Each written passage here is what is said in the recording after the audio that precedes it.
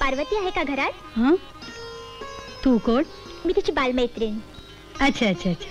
हे बघ ती खोली आहे ना, तिथे आहे ती. जा.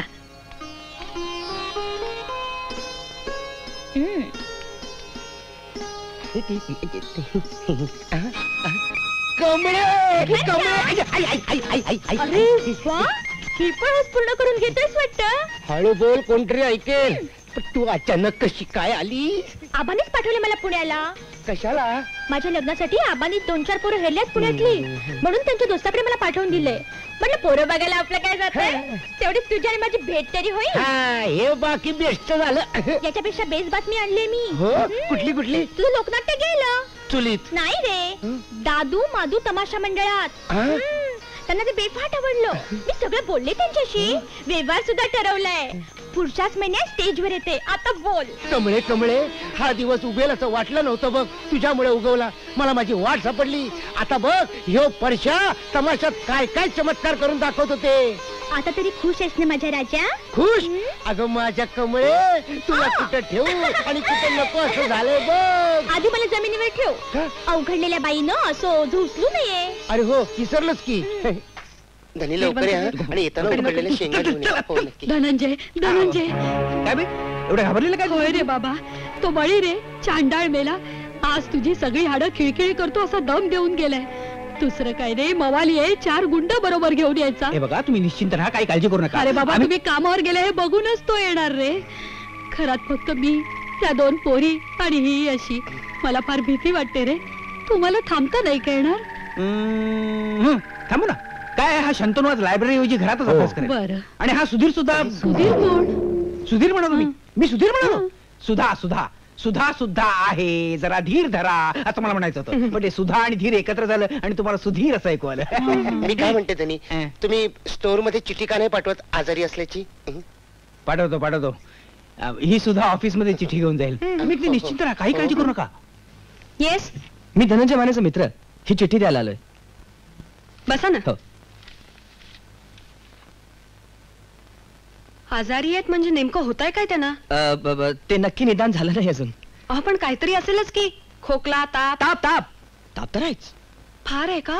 नाही, फार नाही, 4 डिग्री आहे. फार जास्त आहे हा ताप. पण खोकला पण आहे ना. खोकला पण आहे, थांबतच नाही. काय सांगता काय? हो, आम्हाला वाटतं ते काय ते घोर असलं पाहिजे, शिवाय श्वास लागतो, डोकं दुखतं, पोटी दुखतं. म्हणजे थोडक्यात कठीण परिस्थिती आहे. काहीतरी भलतच झालं हो. पण असे अचानक सिरियस कसे झाले ते? सिरियस कुठं?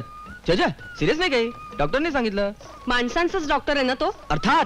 पण तुम्ही काय काळजी करू नका हो, उद्यापर्यंत आम्ही सगळं बरोबर करू. तुम्ही? म्हणजे असं डॉक्टर म्हणाले. मला फार काळजी वाटते हो. मला इथे चैनच पडणार नाही. मी येऊ का तुमच्या बरोबर? नको नको, धनंजय जवळ कोणीही जाऊ नका असं डॉक्टरनी बजावलंय. मी जातो, कारण काय तो घरात एकटाच आहे आणि घरात दुसरं कोणी नाहीये. नमस्ते.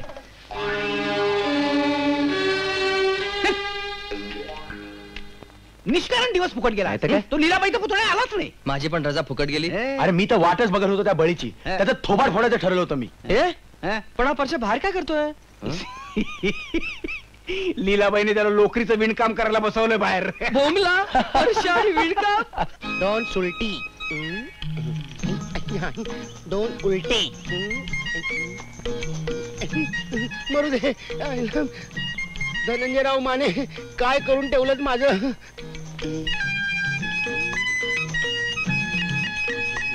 लीलाबाई काळभोरांचा बंगला हाच ना? हो हाच. आपल्याला त्याला भेटायचंय का? नाही, धनंजय माने इथेच राहतात ना? हो, इथेच राहतात. ते आजारी असल्याचं कळलं.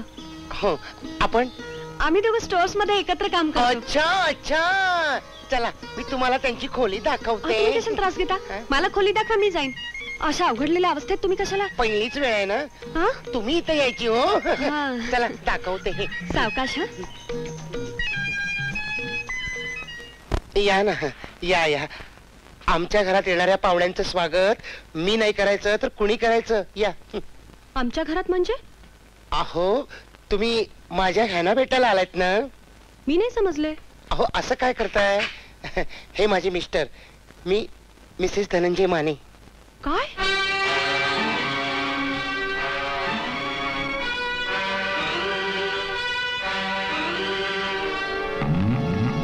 मॅडम, मॅडम माझं ऐकून तरी घ्या मॅडम.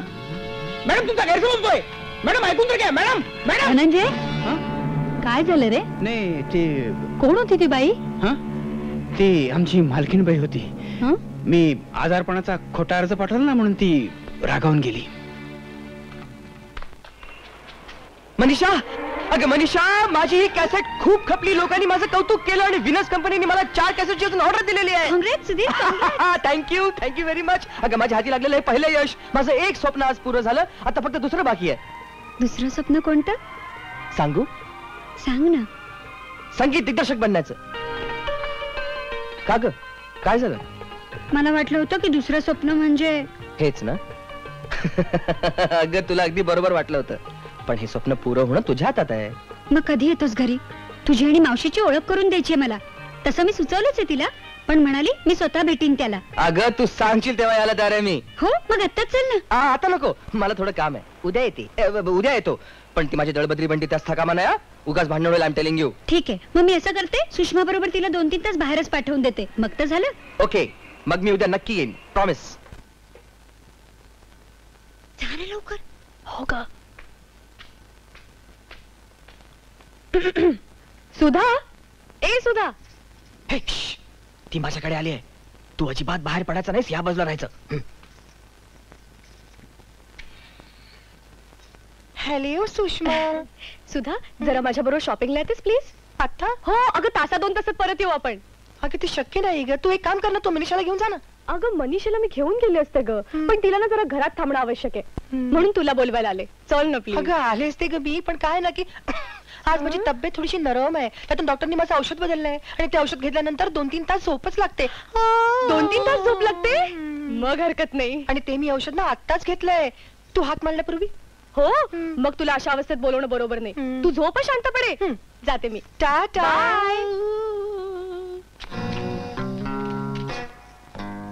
अरे काय चाललंय काय तुझं?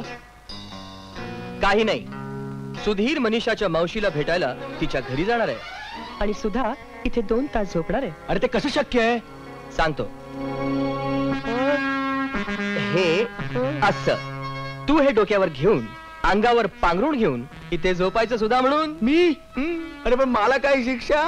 जरा तासभर घालून बघ ना वीक कसं वाटतं ते. मी आणि परशा दिवसभर घालून हिंडतो इथे. अरे पण मी इकडे झोपायचं म्हणजे का? हे बघ काय आहे की त्या मुलींपैकी जर कोणी इथे आलं तर त्यांना असं वाटायला पाहिजे की सुद्धा इथे झोपली आहे. अरे पण मी काय? तुला तर माहितीच आहे, युद्धात आणि प्रेमात सर्व काही माफ असतं.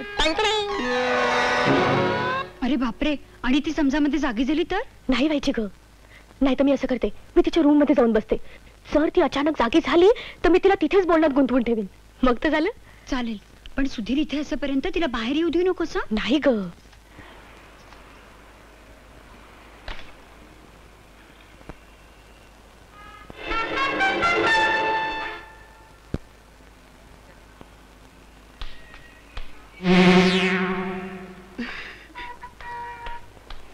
Welcome welcome. सुद्धा नाहीये ना घरात? नाही, आणि शंतनू सुद्धा नाही. That's good. चल चल, मावशी केव्हापासूनची वाट बघतीये. मावशीच? तू नाही?